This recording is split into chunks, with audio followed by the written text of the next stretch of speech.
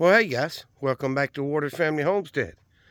All right, so a couple of not necessarily unexpected, but things that I can update you on. Sparky broke that 1/4-inch cable again, right up by his collar, and I looked at the cameras last night about 9:30, and he was walking across the front yard, went across the road. So I came outside, and I was just about to go to bed. I came outside, got the new cable I'd bought and clamps and stuff, and got the old one off. Called him. He came right up to me. Didn't jump. I mean, he acted like a normal dog, which is a first. But anyway, got his new cable put on, got him on there, and he's fine. Food's full. Water is over half full. It's winter time, so you don't have to worry about the bugs getting in it, mosquito larvae and such. I didn't have any chickens that decided to change pens today.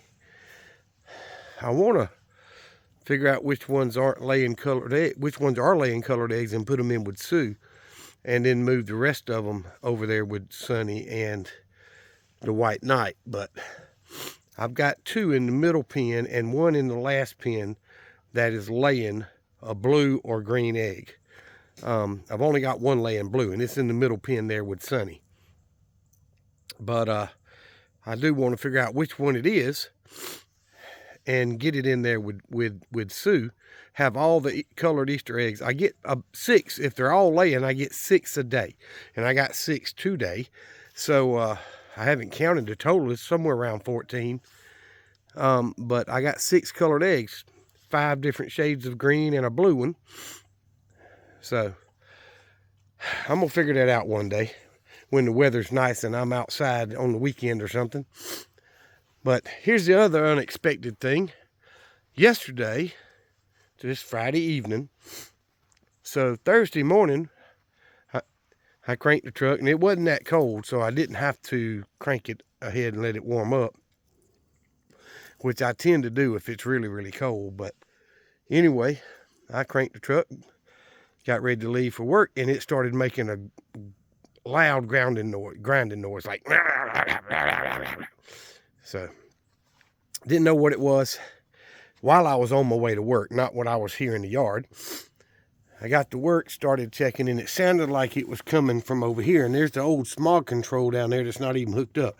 The pulley's on it, but it doesn't do anything. It was that way when I bought the truck. But I took it to a local shop that only one I really use, unless it's something big. They don't do big jobs, but they can do small stuff. They did the brakes on it all the way around, and they've done a few other small jobs for me. But he thought it was that smog control for whatever reason, like something got in it making that noise. So he told me I could drop it off and they'd see about bypassing it. Well, in the meantime, it started making that noise again while I was at work. During lunch, and popped the hood, and I'm like, okay, so I was planning on Friday taking it back over there to them for them to try to bypass it, because if it's not being used, there's no need to run the belt on it, but you got to find the right belt. Anyway, so on the way home Thursday, I was watching my gauges because, I don't want it to break or whatever and tear my truck up.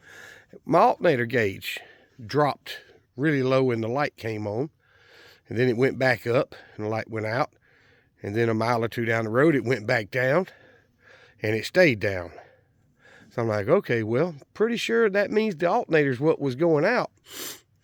And sure enough, no one in town had the alternator, and it was late in the day anyway. But Advance Auto, which is right next door to where I work, could get one today, and they did. And I had a choice of a 60 amp, which is factory, or a 75 amp. I went with the larger alternator, and they ordered it, and it came in a little bit early today, so I knocked off work an hour and a half early and changed it myself. It's only 2 bolts.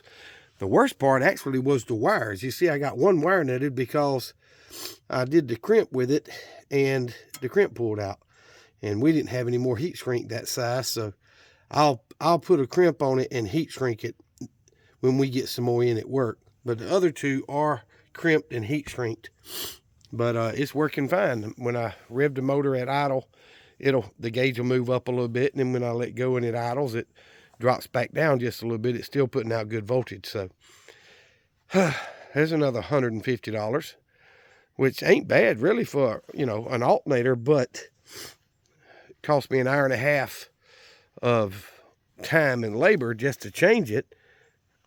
I mean, my boss, y'all, he's the best boss I've ever worked for. He doesn't even deduct that time, even though I tell him to.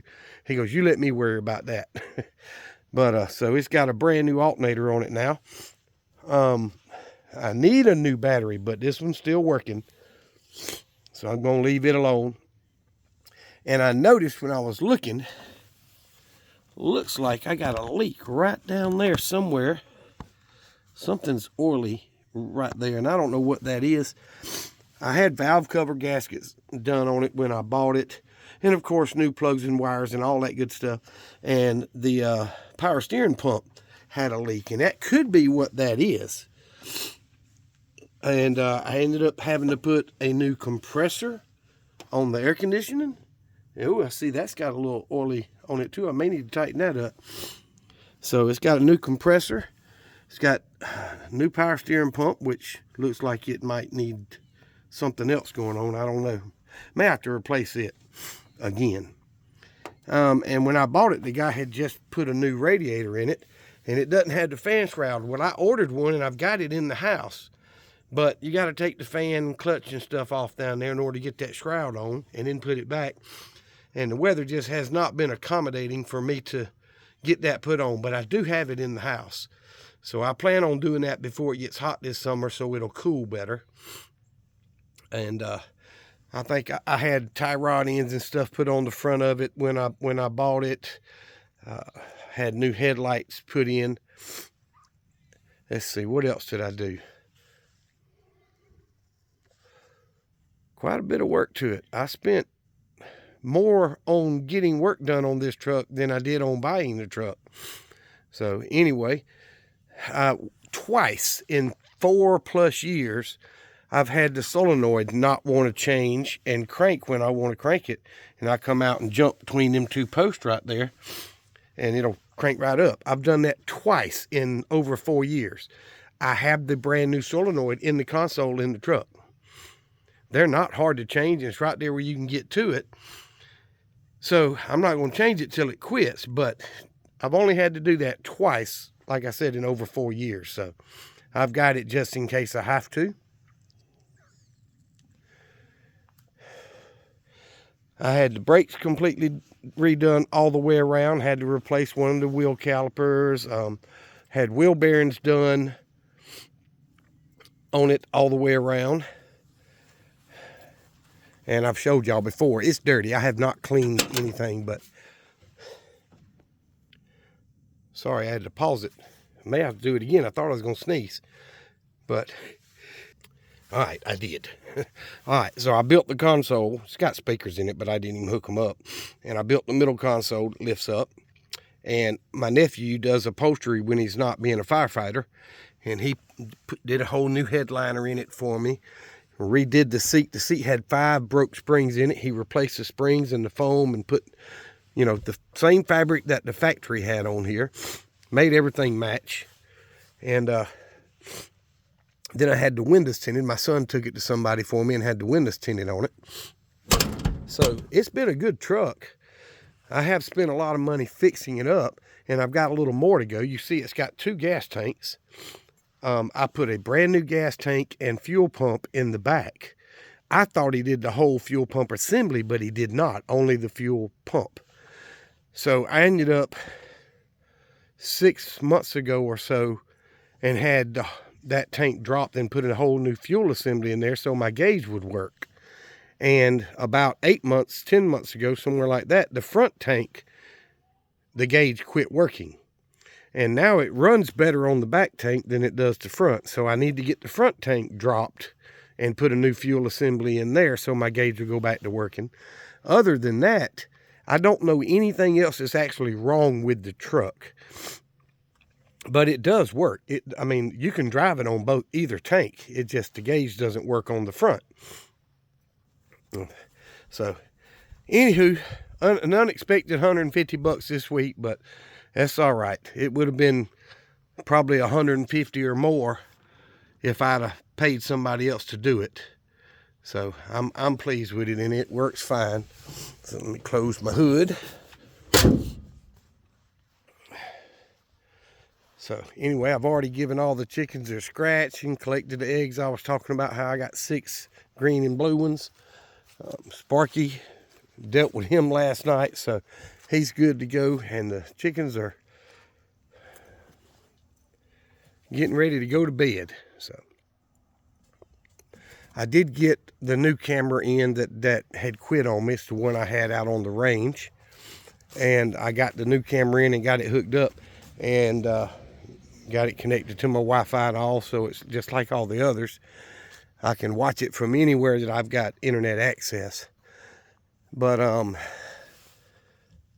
it's not staying connected to the Wi-Fi like it should. It's like, if I logged in right now, I might see that camera on. I've got it sitting on top of the safe in the house, just temporary. That old black and white cat's back there again. So I very well, log in and boom, the camera's showing. And then the next time I log in, 20 minutes later, an hour later, whatever, that camera may say offline. And then it'll come back on by itself. So it's not staying connected to the internet for whatever reason. And I may contact tech support and see what they say about it. But I'm still going to contact the people I bought it from about the one that went out. I look back, it's only 8 months old and it quit. Out of 8 cameras now, that's the only one I've had real issue with. So they may replace it. They may tell me tough crap, but I'm going to check on it anyway. They're not expensive cameras, guys. If y'all do not have some kind of security cameras on your property to help keep an eye on all your stuff, most people that watch this channel are some type of prepper. That's what I am. Those cameras, you can get them for less than $40 a piece. A lot of times less than $35 a piece, and they come with a solar panel. Now, during the winter, unless you've got clear, open view, that solar panel is not going to keep it charged long enough for you to watch it a lot. But it will, if you don't watch the camera a lot, it'll record. You have to get a memory card and put in there. I've got 32 gig memory cards in every one of my cameras. And it records constantly to that memory card. And then when it gets full, it starts rewriting over it. So you can pull that card out and save the video or whatever. You can go on the app and save the video. It's good to have if you ever have someone that messes with your stuff. Again, haven't had time yet to mess with the mini splits to get the little stuff finished. They're working fine, but there's a few little things that I need to get done to button those up. So, all right, this sinus mess has still got me. I'm a little better today than I was yesterday. I haven't had any cough medicine today. And yesterday, boy, I was taking it as fast as the bottle said it'd let me. Might have pushed the envelope a little bit once or twice too, but today I haven't had that much of a cough. So I'll take some tonight, to help me not cough so much while I'm trying to sleep. And hopefully I'll be better by Sunday so I can do some church time with my grandyoungins. And my youngest grandson from my oldest daughter is being baptized this Sunday. So I want to be there and see that. And I'm trying to get myself better before that so I don't get everybody else sick. But I'm not missing watching my grandson be baptized. So. But other than that, guys, I hope y'all are having a great weekend or had a great weekend by the time y'all see this Monday. I hope everybody's warm from this so-called storm coming through. It's not going to be as cold here as they thought. It's still going to get below freezing. But the worst temperatures for us are forecasted a week from now, after that storm comes through. So if y'all are out there and you're having to deal with this mess, please make sure you stay warm, stay safe, and get prepared if you're not. You ain't got much time left. I have been looking online at getting me an electric pump to use on my barrels for my gas. And you know, you can buy a diesel pump or a kerosene pump pretty cheap, but gas ones cost a little bit more. But I've been looking for one. If I find one at a good price, I may end up getting one, but not going to happen right now. But I've got 2 full barrels there, and we'll start filling up the third one pretty soon, and then start using up the first one again, you know, to rotate through it.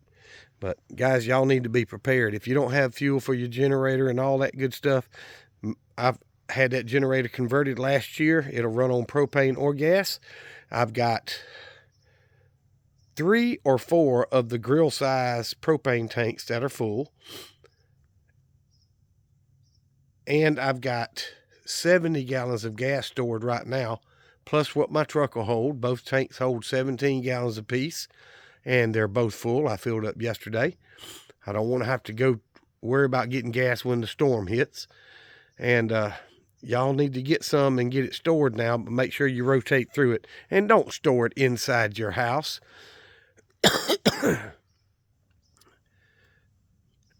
Excuse me. Make sure you've got it stored in a good, safe location, and try to be a little bit prepared for when you never know what's coming. There's a kerosene heater I need to clean up and fix. Other than that, it's supposed to work, other than cleaning it up. But thank y'all. I appreciate y'all watching, subscribing to the channel, hitting the thumbs up. It means a lot to me. I do appreciate it very much. Y'all remember what I've always told you. Jesus Christ loves you, and so do I. Y'all be safe. Be prepared.